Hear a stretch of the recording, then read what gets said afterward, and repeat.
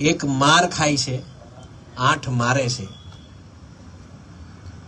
પણ તોય કહું કે ભણના દીકરાએ કઈ માફી બીપી નથી માંગી હો.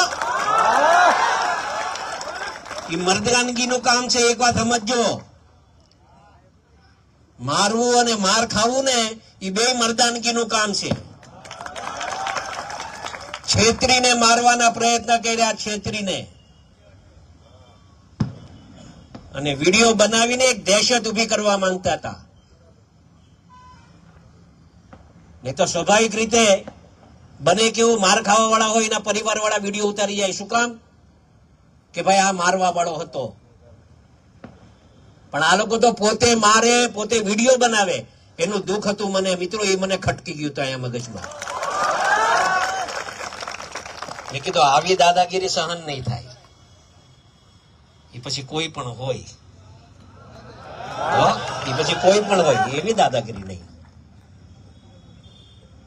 ને મિત્રો આવો તો કેટલાય નવનીતભાઈ પણ કેટલાય અવારનવાર ક્યારેક ક્યાંક બનતું હોય. પણ અમારા ધ્યાન ઉપર જયારે આ વાત આવી છે ને, ત્યારે કોઈ દિવસ અમારા સોલંકી પરિવારે પાછી પાની નથી કરી.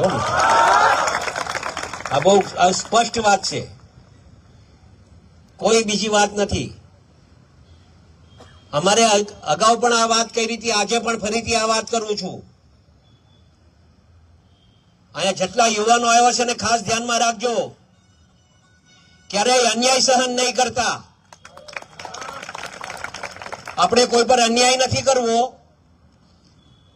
પણ અન્યાય સહન કરવું ને એ બહુ મોટું પાપ છે. અને મેં કીધું ને કે આ જે રીતે આખા ગુજરાતભરમાં મિત્રો આપણે સાચા હતા, આપણો સમાજ સાચો હતો, નવનીત સાચો હતો. અને એના હિસાબે 18 વર્ણ આપણા હારે હતા. કોઈ એમ કહેતો હોય કે આ સમાજ તમારા હારે નથી, એવું નહોતું. આપણે નામ નથી આપવા, પણ દરેકે દરેક સમાજને એવું લાગ્યું કે આ ખોટું થઈ રહ્યું છે.